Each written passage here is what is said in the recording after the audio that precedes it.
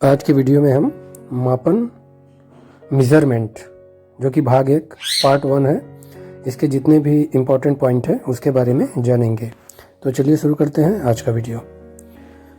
मापन मेज़रमेंट जो है इसमें साइंस का वैसे टॉपिक है, जीके सामान्य ज्ञान की दृष्टि से जितने भी इम्पोर्टेंट पॉइंट है उसको इस वीडियो में साझा किया गया है। साथ ही साथ आप हमारे वीडियो के डिस्क्रिप्शन में हमारे एजुकेशनल वेबसाइट से भी जुड़ सकते हैं। तो चलिए शुरू करते हैं।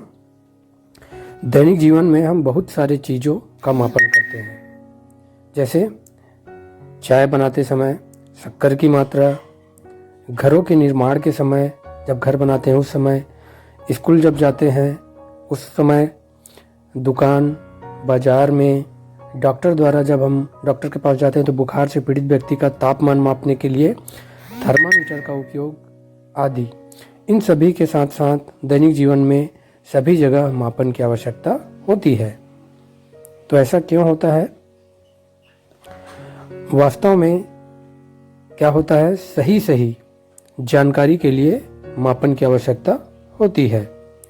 माप तौल के बिना किसी वस्तु की लंबाई, क्षेत्रफल, आयतन, द्रव्यमान या ताप के बारे में सही निर्णय लेना संभव नहीं है। अनुमान के आधार पर दिए गए उत्तर कभी कभी पूर्णतः क्या हो सकते हैं, गलत साबित हो सकते हैं। इसीलिए मापन की आवश्यकता होती है। तो सबसे पहले जानते हैं कि मापन का अर्थ क्या होता है। मापन में किसी अज्ञात राशि को ज्ञात करने के लिए उसकी तुलना उसी प्रकार की ज्ञात राशि की निश्चित मात्रा से की जाती है। ज्ञात राशि की इस निश्चित मात्रा को क्या कहते हैं? मात्रक कहते हैं। प्रत्येक मापन में एक भाग कोई संख्या होती है और दूसरा भाग उसका मात्रक होता है। मान लीजिए किसी मेज की लंबाई 2 मीटर है, इसमें 2 उसका संख्यात्मक मान है और मीटर जो है लंबाई का मात्रक है। इसी प्रकार यदि किसी वस्तु का द्रव्यमान 40 किलोग्राम हो तो 40 उसका संख्यात्मक मान है तथा किलोग्राम द्रव्यमान का मात्रक है। अब जानते हैं मात्रकों की जो पद्धतियां हैं उनके बारे में। सबसे पहले CGS पद्धति। इस पद्धति में लंबाई का मात्रक सेंटीमीटर, द्रव्यमान का मात्रक ग्राम एवं समय का मात्रक सेकंड है। FPS पद्धति। इस पद्धति में लंबाई का मात्रक फुट होता है, द्रव्यमान का मात्रक पाउंड एवं समय का मात्रक सेकंड है। अगला है MKS पद्धति। इस पद्धति में लंबाई का मात्रक मीटर,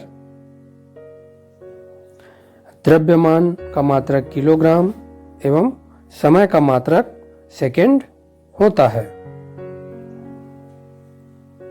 अब जानते हैं मात्रकों का अंतर्राष्ट्रीय पद्धति। समानता के लिए विश्व के सभी वैज्ञानिक विभिन्न राशियों को मापने के लिए एक सर्वमान्य मानक पद्धति के उपयोग पर सहमत हुए हैं। इस सर्वमान्य पद्धति को अंतर्राष्ट्रीय मात्रक पद्धति कहा जाता है। इसका अंग्रेजी नाम इंटरनेशनल सिस्टम ऑफ यूनिट्स है। संक्षेप में इसे SI पद्धति कहा जाता है। इस पद्धति में विभिन्न भौतिक राशियों को मापने के लिए निम्नलिखित मानक मात्रकों को स्वीकृत किया गया है। वे क्या क्या हैं? जैसे राशि, मात्रक और संकेत। पहला है द्रव्यमान। द्रव्यमान का मात्रक किलोग्राम, संकेत kg। लंबाई मात्रक मीटर, संकेत m। समय मात्रक सेकंड, संकेत s। वैसे ताप मात्रक केल्विन और संकेत k होता है। अब जानते हैं अंतर्राष्ट्रीय मात्रकों तथा संकेतों को लिखने की जो प्रचलित परिपाटी या जो नियम है उसे जानते हैं। राशियों के मात्रकों के संकेतों को अंग्रेजी के छोटे अक्षरों में लिखा जाता है। जैसे मीटर का संकेत m, किलोग्राम का संकेत kg, इसको स्मॉल लेटर में लिखा जाता है। वैज्ञानिकों के नाम पर रखे गए मात्रकों के संकेत अंग्रेजी के बड़े अक्षरों में लिखे जाते हैं, जैसे केल्विन का संकेत कैपिटल के, डिग्री सेल्सियस का संकेत कैपिटल सी है। और मात्रकों के संकेतों के पश्चात कोई विराम बिंदु नहीं लगाया जाता। उदाहरण के लिए मीटर का संकेत एम है, न कि एम डॉट नहीं। मात्रकों के संकेत हमेशा एक वचन में ही लिखे जाते हैं, बहुवचन में नहीं। उदाहरण के लिए यदि किसी वस्तु की लंबाई 10 मीटर है तो उसे हम 10 एम लिखेंगे, न कि 10 ms।